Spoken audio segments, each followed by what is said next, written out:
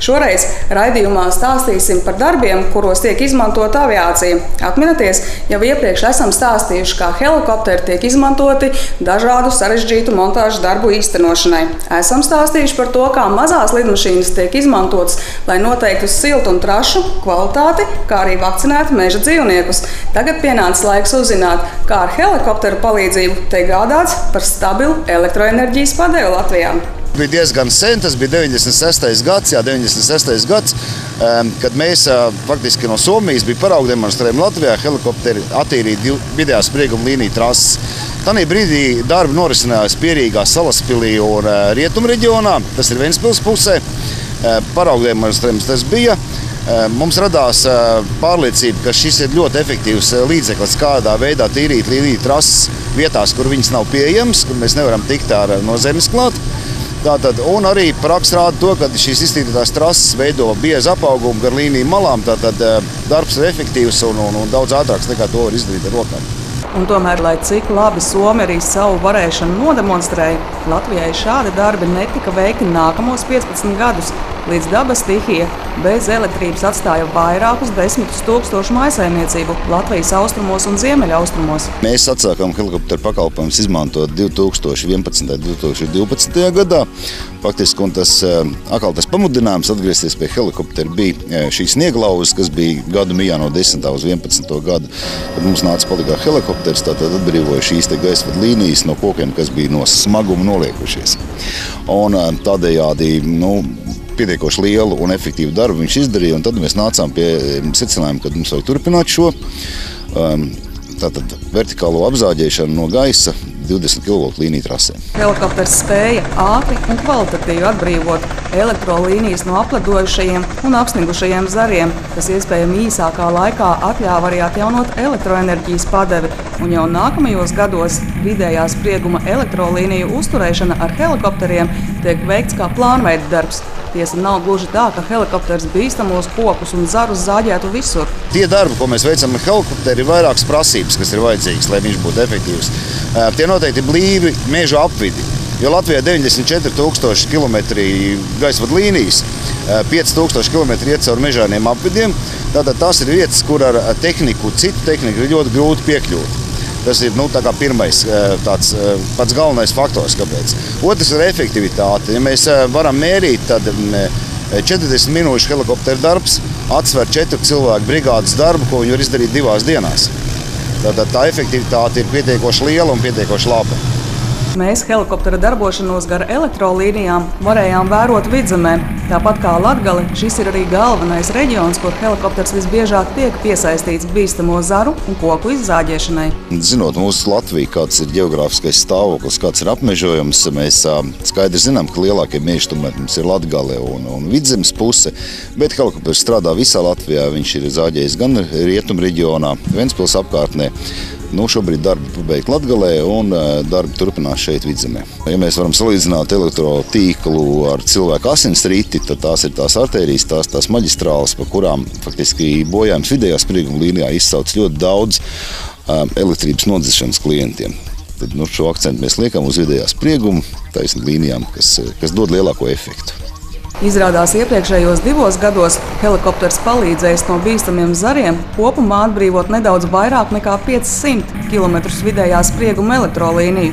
Šim gadam izvirzītie plāni krietni pārsniedz iepriekšējos 2 paveikto. Šogad ir paredzēts 600 km ar helikopteru izzāģēt. Ja mēs skatāmies par statistiku, kāda ir bijusi mums 11. un 12. gadā, tad ir virs 500 km pār abiem gadiem izzāģēta, bet šobrīd es saku mums, plāns vai mērķis ir diezgan ambiciozs 600 km šī gadā.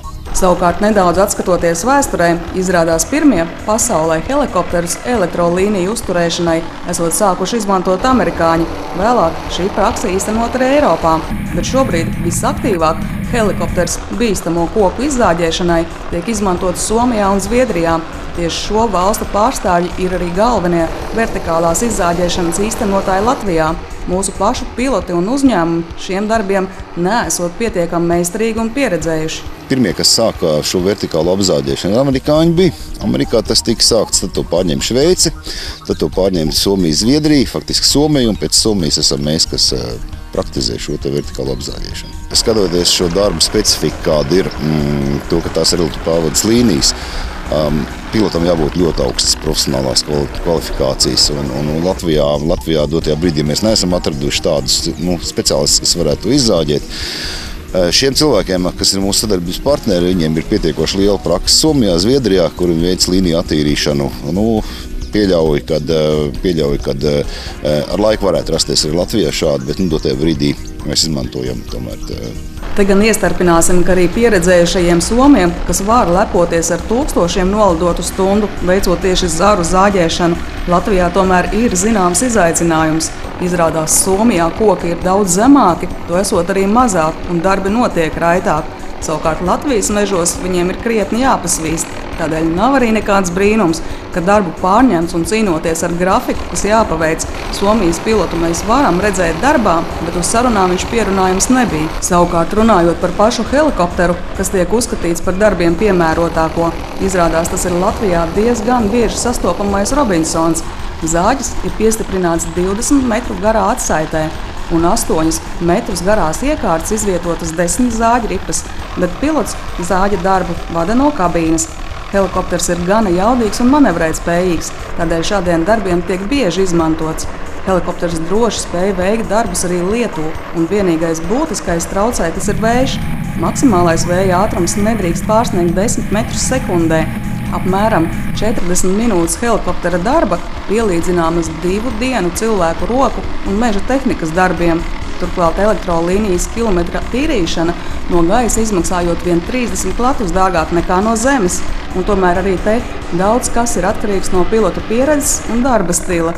Taču tā kā maksāts tiek nevis par stundām, bet reāli izāģētiem kilometriem, īsti iemesli darbu izpildes stiepu garumā neesot. Var vien piebilst, ka dažkārt gadās, ka nozāģētie zari iekrīt vados, tad ar speciālu āķi tie ar helikopteru palīdzību arī tiek noņemti. Savukārt to, ka helikopters no tiesas ir efektīvākais veids, kā cīnīties ar bīstamiem zariem un kokiem mežainos apvidos, liecinot jau pieminētā zaru zāģēšanu 1996. gadā. Kā es teicu, mēs Ventspils apkārtnē zāģējam pārvades līnijas. Un tas vērojums ir tāds, ka tomēr Latvijā pārsvarā ir skujkoki. Tanī vietā, kad tiek vertikāli apzādēts šis skujkoks, zari vairs jaunu zaru neaug, bet viņš veido tādu blīvu, tādu sienu.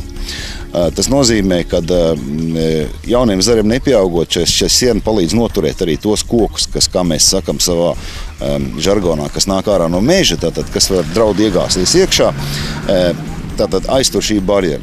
Veidojās, varētu salīdzināt kā ar dzīvžogu, tāds blīvs zaru slānis, kas īstenībā aizsargā līniju no iekrišanas kokos iekšā. Un tieši tāpēc mēs arī uzskatām, ka tas ir efektīvi mums šī vertikāla apzāģēšana. Noslēgumā var vien piebilst, ka zaru zāģēšana notiek tikai saulaicīgi saskaņotās vietās, un elektroenerģijas padeve darba izpildes laikā tiek pārtraukta. Klienti par to, protams, tiek saulaicīgi informēti. Un ja arī kāds nav apmierināts, ka uz laiku jāpadzīvo bez elektrības, klienti tomēr pret to izturas iecietīgi. Mēs esam saņēmuši jau pirmās labās atsauksmes par šo trases tīrīšanu. Tātad viennozīmīgi uzlabojās elektroapgādes drošums klientiem, tad iztīrīt šīs trases, kas ir mūsu lielākais sāpju bērns. Un tehnoloģijas ir dažādas, neskaitot to, ka mēs tīrām no gaisa, mēs tīrām arī zemi, mēs frezējam šo trasi. Un kā likums, bojājuma skaits šais lietās, kur ir iztīrīts trases, samazinās. Līdz ar to mēs paaugstinām kvalitāti, paaugstinām drošumu saviem klientiem. Izzāģēt 600 km, piekrītiet, tie tiešām ir ambiciozi plāni, un ļoti iespējams šajā vasarā vēl paskatīsimies, kā helikopteru pilotiem veicās ar tiem. Iespējams, ka tajā laikā piloti būs arī ar mums runātīgāki un pastāstīs, kā tas īsti ir vienlaikus vadīt gan helikopteri, gan zāģi zem tā.